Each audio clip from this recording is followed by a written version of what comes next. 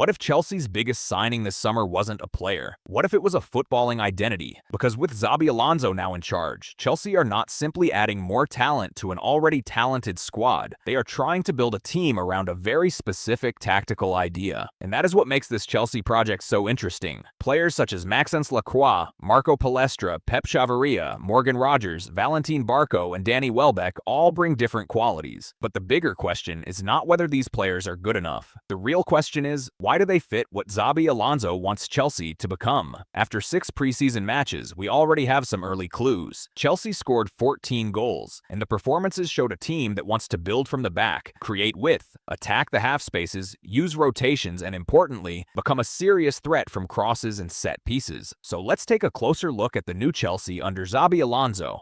Let's start with the most important part, the structure. On paper, one of Alonso's main tactical references is the 3-4-2-1, but if you only look at the formation on the team sheet, you miss what makes Alonso's football interesting. Because once Chelsea have the ball, the structure constantly changes. During the first phase of build-up, Chelsea can form a 3-2 structure. 3 defenders stay behind, while 2 midfielders position themselves in front of them. This gives Chelsea several passing options and at the same time creates a strong structure around the ball. And that is important for another reason. When Chelsea lose possession, they already have several players positioned centrally and close together. That means they can immediately counter-press. But Chelsea can also transform this structure into a 3-1. One midfielder can drop into the defensive line, creating a back 3, while the other midfielder remains as the single pivot. Then, one of the original center-backs can step higher, the wing-back can push forward, and suddenly, the positions have completely changed. This is the key idea. Alonso doesn't want his players to simply occupy positions. He wants them to manipulate space. The formation is only the starting point. The real system is built through movement, and this is where the new defensive additions become particularly interesting. Let's start with Maxence Lacroix. If Alonso wants to defend with 3 at the back and allow his defenders to operate in larger spaces, recovery speed becomes extremely important. Lacroix gives Chelsea exactly that. He is comfortable defending space behind the defensive line, and his pace allows him to recover when the opposition tries to attack the space left by Chelsea's aggressive structure. That is especially valuable when Chelsea push their wingbacks high, because when your wingback is playing almost like a winger, someone has to protect the space behind him, and that is where the center back becomes crucial. Then we have Marco Palestra. Palestra is interesting because his role can change depending on the structure. He can provide width from the right. He can push higher like a traditional wingback, but in certain situations, he can also become part of Chelsea's positional rotations. And this is important because Alonso wants his wide players to stretch the opposition. If Palestra stays wide, he forces the opponent to defend the entire width of the pitch. That can then create space inside for players such as Morgan Rogers or João Pedro. On the other side, Pep Chavarría gives Alonso another option for maintaining that width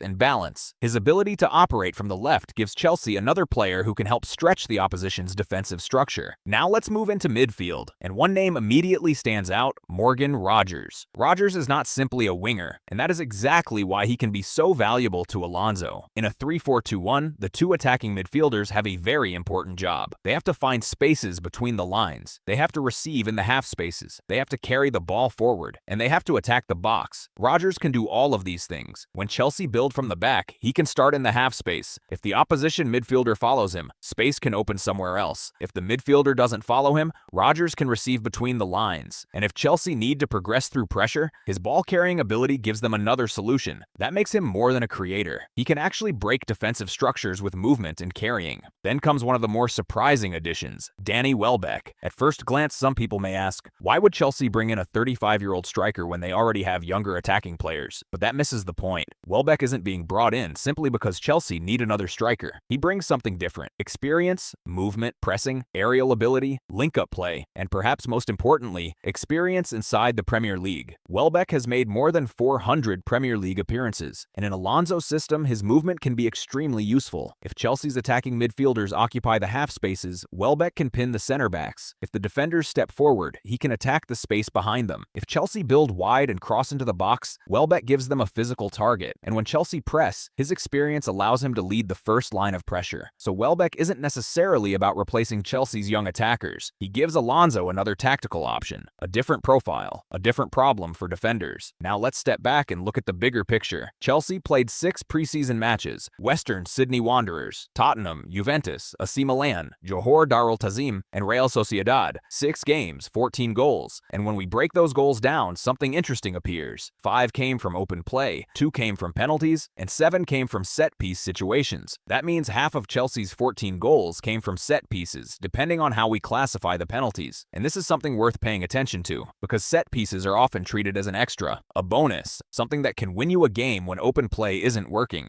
But for a team like Chelsea, set pieces can become a genuine tactical weapon, and Alonso's teams have historically placed a lot of importance on structure, organization, and details. Chelsea are beginning to show that same attention to detail, but there is another pattern that caught my attention: the use of crosses. And this is where the tactical structure becomes even more interesting. Let's go back to the 3-2 build-up. Chelsea's defenders have the ball, the 2 attacking midfielders position themselves around the half spaces, and the wingback stays wide. That wide positioning is extremely important, because when the wingback stays close to the touchline, the opposition has a difficult choice. Do they follow the wingback, or do they stay compact and protect the center? If the defender moves wide, space opens inside. If he stays inside, Chelsea can find the wingback. And once Chelsea get the ball into the wide area, the next phase begins, the cross. But this isn't simply get the ball wide and cross. There is a structure behind it. The wide player provides width. The attacking midfielder occupies the half space. The striker occupies the center backs. And another midfielder can make a late run into the box. Now imagine the opponent trying to defend this. If they collapse towards the center, Chelsea can use the wide player. If they move towards the wingback, space opens inside. If they push their defensive line higher, Chelsea can attack the space behind. This is why the positioning of players such as Pedro Neto and Marco Palestra becomes important. Their width isn't just about crossing. Their width is a tool for manipulating the defensive line. And once the defense moves, Chelsea can attack the space that has been created. This is also where players like João Pedro become extremely dangerous. He doesn't have to remain fixed next to the center backs. He can drop, he can move between the lines, he can then suddenly attack the space behind. The result is an attacking structure that can create chances in multiple ways, through combinations, through half-space movements, through crosses, and through set pieces. And while the tactical structure is important, preseason also gave us individual performances worth highlighting. First, Pedro Neto. His directness and ability to provide width make him a natural fit for this system. Then there's João Pedro. His movement is one of the most interesting parts of Chelsea's attack. He can drop towards the ball, connect with midfielders, and then attack the space behind the defensive line. Then we have Morgan Rogers. His first Chelsea goal was an important moment. But beyond the goal, what matters is how naturally he can carry the ball and move into dangerous central areas. Marco Palestra also made an impression. There is still plenty for him to learn, particularly defensively, but his ability to contribute from the wide areas gives Alonso another interesting option. And finally, Wesley Fofana. For a back 3 system, Fofana's athleticism can be extremely valuable. He can defend space, he can step out, and he can recover quickly when Chelsea's structure becomes stretched. So even before the competitive season has properly begun, several players are already giving Alonso reasons to be optimistic. But now comes the biggest question: can this actually work in the Premier League? Because preseason can be misleading. The opposition is experimenting. Players are getting different amounts of minutes, and coaches are testing tactical ideas. So Chelsea still have major questions to answer. What happens when an opponent aggressively presses their build-up? What happens when Chelsea lose the ball with both wingbacks high? Can the back 3 defend large spaces consistently? Can Chelsea create enough goals from open play? And can they maintain defensive control when the tempo becomes much higher? These are questions Alonso will have to answer, because the attacking structure looks exciting, but the Premier League punishes mistakes in transition, and that is probably the biggest challenge facing this Chelsea side. But after watching the preseason campaign, one thing is becoming clear. Xabi Alonso isn't simply trying to make Chelsea better, he's trying to make them different. A team built around structure, rotations, width, half spaces, crosses, set pieces, and aggressive positional football, and that's why these new players are so important. Lacroix gives Alonso defensive recovery and physical security. Palestra gives him width and flexibility. Chavarría gives him another option on the left. Rogers gives him ball carrying, creativity, and attacking movement. Barco gives him versatility, and Welbeck gives him experience, pressing, and a different presence in the box. Meanwhile, players like Neto and João Pedro are already showing how dangerous the attacking structure can become. Chelsea have scored 14 goals in 6 preseason games. Half of those goals came from set-piece situations if penalties are included in that classification. And perhaps that is the most interesting part, because if Chelsea can combine that set-piece threat with a more consistent open play structure, this team could become much more difficult to defend. So, is Xabi Alonso building another Chelsea team full of talented players, or is he building a Chelsea team with a clear tactical identity? The Premier League season will give us the answer, but if preseason is anything to go by, Chelsea under Xabi Alonso could be a very different different and very dangerous team.